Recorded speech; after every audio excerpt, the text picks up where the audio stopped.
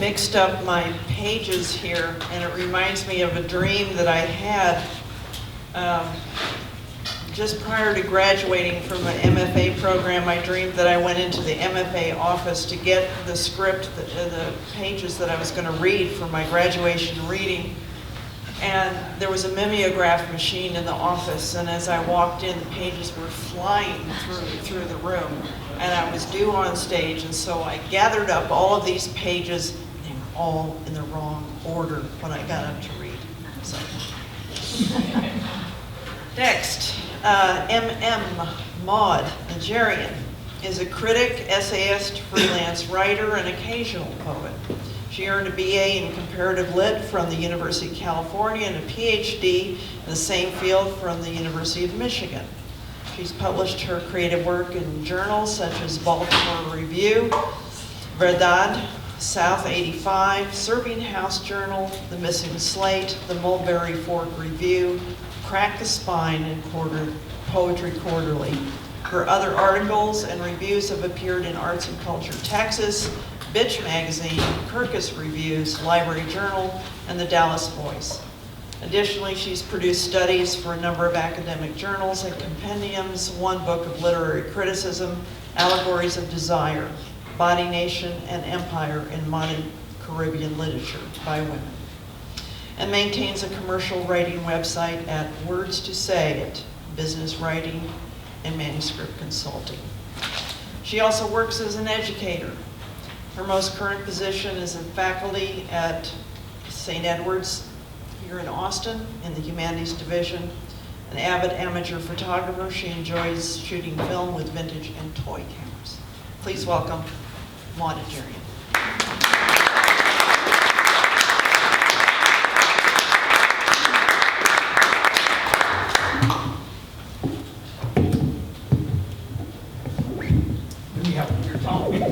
Where's our sound? Sound guy. Sound guy.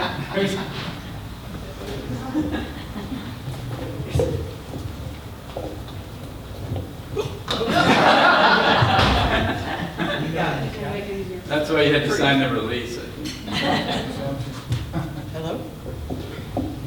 I'm not used to using these kinds of devices. All right. I just want to say, first of all, good evening to everyone, and thank you so much for being here. I can't tell you how much of an honor it is to be among the talents who were invited to speak, especially since this is my first live literary reading anywhere. I am in most excellent company indeed. The piece I've chosen to read is a personal essay titled Shapeshifters. It was first published in an e-journal called Animal back in January of 2016 and tells the story of a little girl, and I'll leave you to guess the identity of this little girl, who stubbornly refused to believe that any boundaries existed between the real and the imagined, and how this little girl tried to compensate for having to live in a reality that too often refused to bend to her will.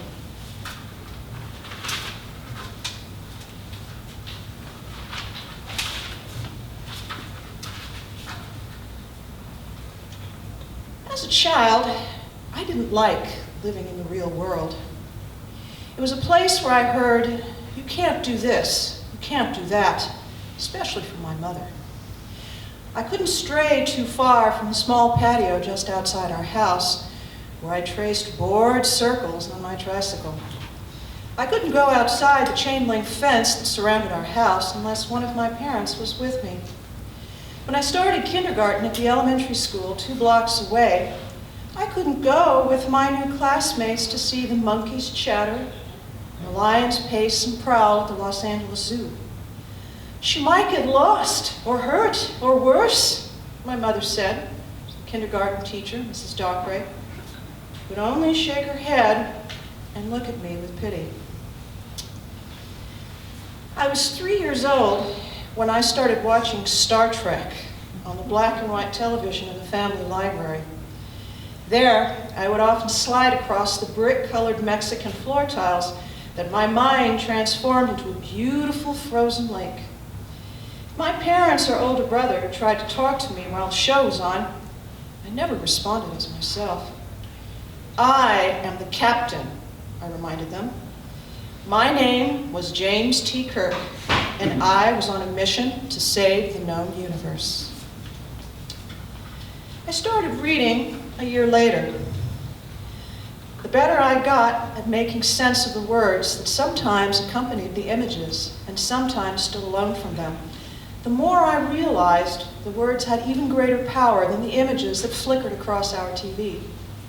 Eventually, imagining alternate worlds like those depicted in the two books I loved best, The Wizard of Oz and Complete Grimm's Fairy Tales, was enough.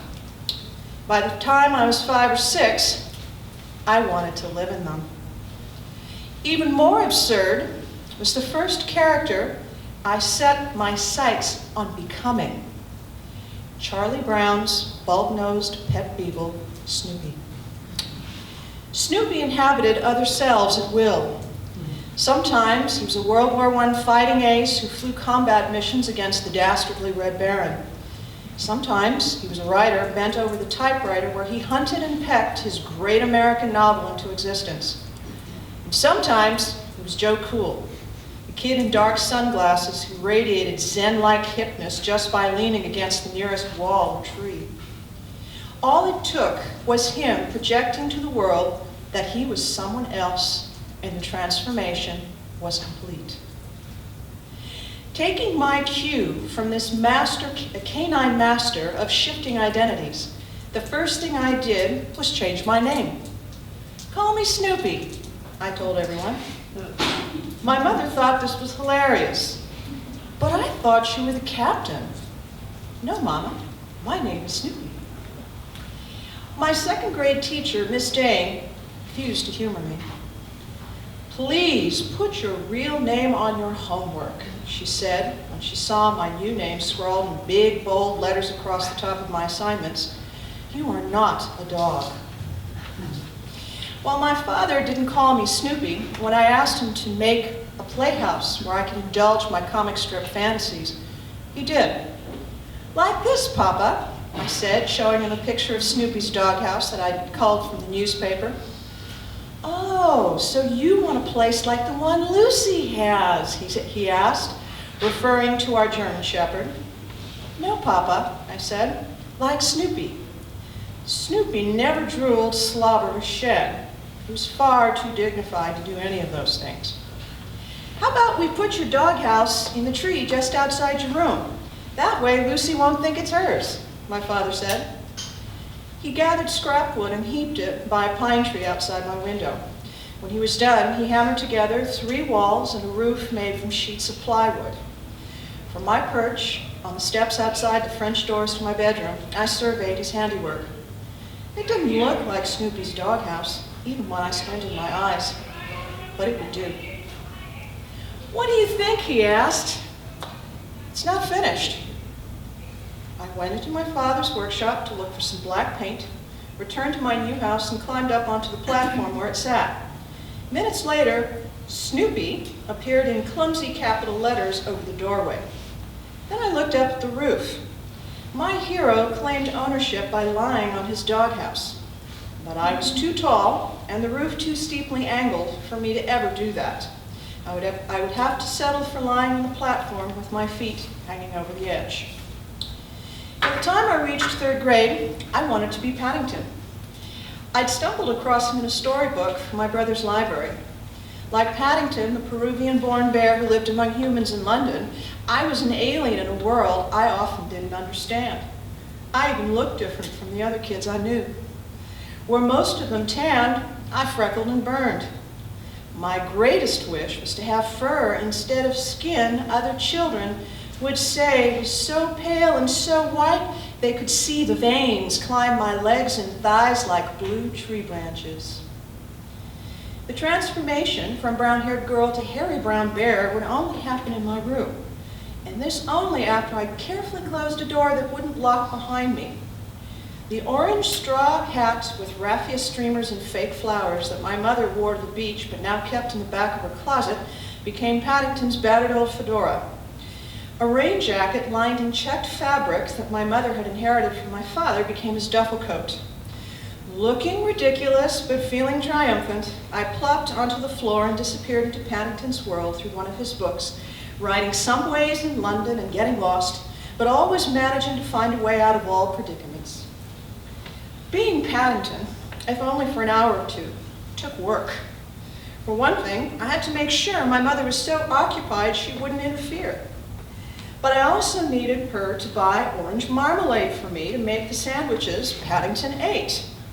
That meant having to ask her to buy a jar of it, which she wouldn't do unless we had no other jam. Even after I managed to get the marmalade, I had to make sure to clean up after myself, which I sometimes didn't do.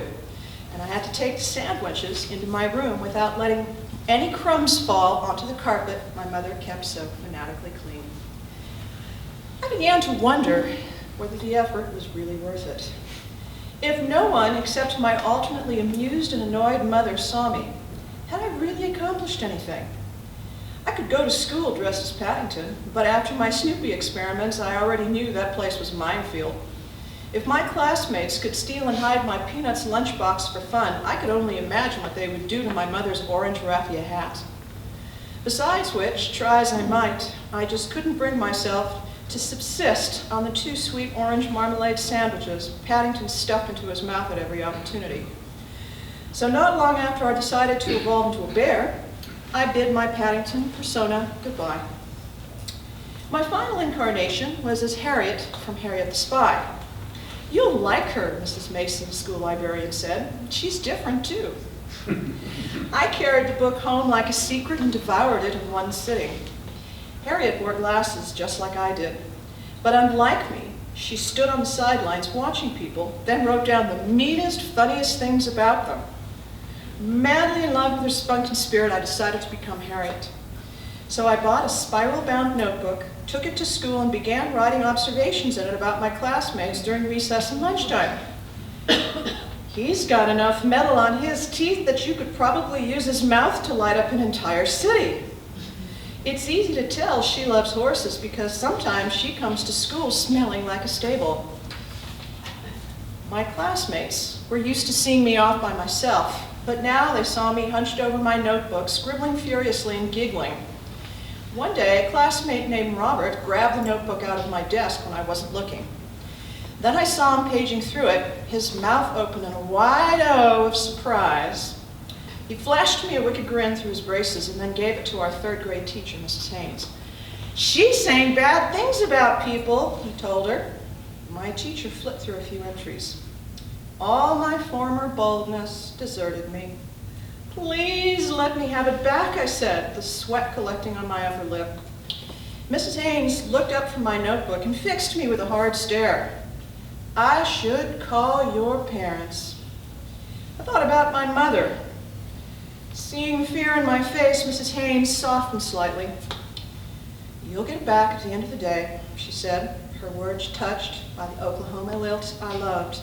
"But don't bring it to school again." When the afternoon bell rang at 3 o'clock and Mrs. Haynes handed back my notebook, I stuffed it into my school bag and hurried home. I ran to my room without saying hello to my mother and buried the book in the drawer that held all my baby clothes. It would be high school before I finally dug it out again. By that time, though, all I wanted to do was forget the shy, awkward child I'd been. So the notebook and all its outrageous musings ended up in the trash. Until 1st grade, I didn't sense anything was wrong in my family, even though both my parents slept in separate rooms. Then my brother began going to friends' houses so often that he became like the invisible man, disappearing and reappearing at will. My parents, meantime, their faces registered none of the problems they were having with each other, although they would often fight after I went to bed. Because I couldn't see them, I imagined they were Joe Frazier and Muhammad Ali going toe-to-toe in boxing matches like the ones my father and I sometimes watched on TV. But instead of duking it out with their fists, Smoke and Joe and the Greatest assaulted each other with sharp words and shrillness. Back and forth it went, round after round, sometimes in English, sometimes in French, their voices always escalating towards an abrupt silence. While I could never quite make out what they were saying, I sometimes caught references to the girl. Was I somehow the cause of the ugliness between them? At around the same time, I noticed the fighting between my parents. My mother said, "I have to go to the hospital and see the doctors. You need to promise me that you'll be a very good girl while I'm gone." "Why are you going, Mama?" "It's something I need to do to get better," she said. I didn't like that my mother was going to the hospital. I hadn't even known she was sick. On the day she had surgery, the phone rang a few times before going silent, a sign that my father had answered the call from the workshop attached to our house. I quietly picked up the receiver and listened in. "The operation went well," I heard my brother saying to my father, "but the doctors found a lot of tumors. They were all over." For a moment, my father didn't respond. Then he began cursing under his breath. I put the telephone down, shaken. I wasn't exactly sure what tumors were, but the strain I heard in both voices told me they were bad. It would be many years before I connected the things growing in my mother's body to the heavy mass of tissues I would sometimes find blooming, like red and white spotted flowers in her bathroom toilet. After she returned home, my mother could barely walk and clutched her abdomen when she moved. Sometimes she broke down into great, gulping, red-faced sobs. She would tell me later that the tiny sac inside her belly that had carried my brother and me needed to be taken out. But even when I was adult, the woman I used to imagine as a champion boxer never made reference to that moment of weakness again. The autumn after my mother's operation, and one evening after I had gone to bed, I woke to the sounds of voices I didn't recognize. I walked down the short hallway that led to the living room and saw my mother standing over my father. His skin looked white and waxy against the purple wool rug where he lay. Two brown-haired men were squatting down beside him. "Why is Papa on the floor?" I asked. My mother put her hand on my shoulder and shuffled me back to my room. "Go to bed now," she said, closing the door quickly behind her. I whimpered, softly at first, and then more loudly. The door opened and a tall man in a fireman's uniform peeked inside. Your father's going to be fine," he said. I dragged the edge of the bedsheet to my face and wiped it across my eyes. "Really? Really? You'll see. Everything's going to be all right." On Star Trek, Captain Kirk faced enemy aliens without so much as batting an eye. And when Snoopy became a World War I fighter pilot, he always battled to the bitter end, even after the Red Baron would riddle his Sopwith camel doghouse with bullet holes. I closed my eyes and visualized the brave canine flying ace and bold spaceship captain I idolized by my side. There we stood, shoulder to shoulder, ready to defend my family against illness, pain, and sorrow. But in that narrow bed and darkness that separated me from people who had no more power than my heroes to protect me or themselves from the unforeseen things of this world, I was just a small and frightened child who trembled. Thank you.